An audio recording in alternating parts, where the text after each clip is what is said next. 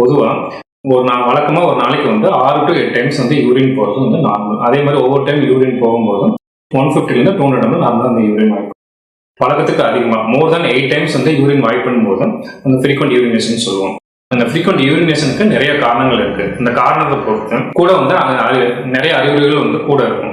அதில் பார்த்தீங்கன்னா வந்து அந்த யூரின் போகும்போது எரிச்சல், அடிக்கடி பர்னிங் இன்சுரேஷன் இருக்கலாம், டிசூரியா இருக்கலாம், மேலும் வந்து அந்த நைட் டைம் அதிகமாக யூரின் போகிறது ஆக்டிவியா இருக்கலாம், யூரின் வந்து முக்கிய போகிறது ஸ்ட்ரெயின் டு வாயில் இருக்கலாம், அதே மாதிரி இன்டர்மிட்டன்ஸ் யூரின் போகும்போது நின்று போகிறது, அதே மாதிரி வீக் ஸ்ட்ரீம் ஆஃப் யூரின் போகும்போது அந்த ஃபோர்ஸ் வந்து கம்மியாக இருக்கிறது, மேலும் வந்து சென்ஸ் ஆஃப் இன்கம்ப்ளீட் எம்ப்டி, அதாவது யூரின் போய் முடிச்சதுக்கு அப்புறம் சினியர் பையில கொஞ்சம் அந்த யூரின் இருக்கிற மாதிரி அந்த ஃபீலிங் இருக்கிறது, மேலும் வந்து அடி வயிற்றுல அந்த வலி, lower abdominal pain, fever, vomiting, அந்த மாதிரி வந்து அந்த காரணத்தை பொறுத்து அந்த ஃப்ரீக்வெண்ட் யூரினேஷனோட நிறைய அறிகுறிகள் வந்து கூட இருக்கும்.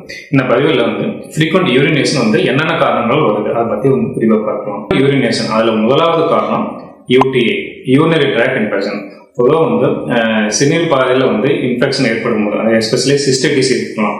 அப்படி இருக்கும்போது அந்த ஃப்ரீக்வெண்ட் யூரினேஷன் ப்ராப்ளம், யூடிஐ வந்து ஆண்கள் பெண்கள் 2 பேர் போடலாம். அதில் பொதுவாக பார்த்தீங்கன்னா ஆண்களை காட்டிலும் பெண்களுக்கு கொஞ்சம் அந்த யூடிஐ ப்ராப்ளம் காமனாக வரும். கூட வந்து அந்த யூரின் போகும்போது எரிச்சல், அடிவயிற்றில் வலி, அந்த மாதிரி சிம்டம்ஸ் கூட இருக்கலாம். அடுத்து இரண்டாவது காரணம் ஸ்டோன் டிசீஸ். அதுலேயும் எஸ்பெஷலி அந்த பிளாடர் ஸ்டோன் இருக்கும்போது ஸ்டோன் வந்து அந்த சிறுநீர் பையை வந்து இரிட்டேட் பண்ணுறதுனால வந்து ஃப்ரீக்வெண்ட் யூரினேஷன் வரலாம். மேலும் அந்த வியூஜே கால்குலேஷன் சொல்லுவோம், யூரின் டியூபும் அந்த பிளாடர் ஜாயின் பண்ணக்கூடிய பகுதி, அந்த இடத்துல வந்து ஸ்டோன் வந்து ஸ்ட்ரக் ஆகிட்டு இருக்கும்போது சினியர் பை இரிட்டேட் பண்ணும். அப்படி இருக்கும்போதும் பார்த்தீங்கன்னா இந்த ஃப்ரீக்வெண்ட் யூரினேஷன் வரலாம்.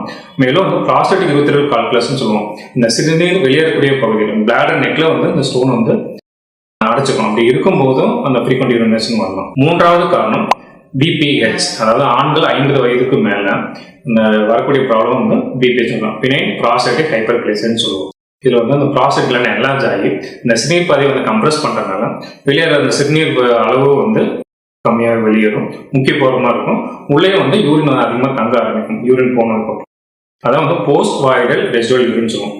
பிவிஆர் அளவு வந்து அதிகமாக இருக்கிறதுனால வந்து ஃப்ரீக்வெண்ட் யூரினேஷன் வரலாம். மேலும் வந்து டிட்ரஸாக ஹைப்பர் ஆக்டிவிட்டி இருக்கும் பிபிஹெச் இருக்கிறவங்க. அப்படி இருக்கும்போது வந்து ஃப்ரீக்வெண்ட் யூரினேஷன் வரலாம்.